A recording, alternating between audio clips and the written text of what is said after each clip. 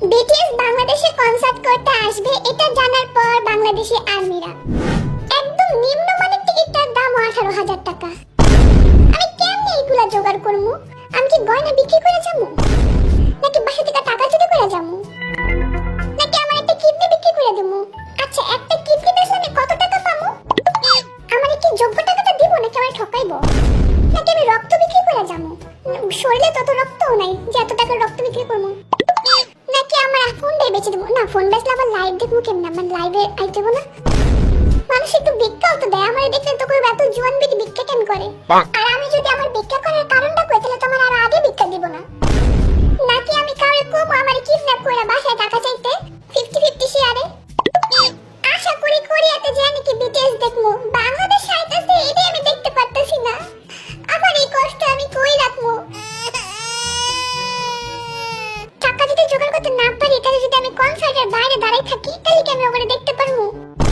সবচেয়ে বড় কথা, আমার কি যাইতে দিব? আমি তো বাসা থেকে বাইরেতে দিব না। আমি বাসা থেকে কেমনে বাইরে হবো? আর যদি আমি পলাইও যাই, আমারে তো পরে বাসায় ঢুকতেই দিব না, ঝাড়ুলে বাইরেব আমারে। মাথার ভিতরে আমার কিছুই খেলতেছে না, কষ্টে আমার কান্দ নাইতেছে, ইচ্ছা করতেছে খালি দুঃখের গান গাইতে। এত কষ্ট কষ্ট লাগে কেন অন্তরে? যাই বান্ধবীর কাছে যাই, দেখি ওরা যদি কোনো বুদ্ধি দিতে পারে আমারে। কি রে, এত চুপচাপ কেন তুই? কইতেছি তো ভালো লাগতেছে না। কেন, কি হইছে? মনে হইতেছে কনসার্ট দেখতে যাইতে পারবো না রে। তুই আবার এগুলি নিয়ে পড়ে আসছস? এগুলি করে কি লাভ পাস? আমার লাভ লস নেই, আমার জীবনটাই লস। দেখ কেমন শুরু করছে, স্বাভাবিক হ, নাহলে কিন্তু তোর আমি মারমু। তাক মারিস না, পাগলকে পাগলামি করতে দে, আর পাগলামির দাম দেয় কেডা?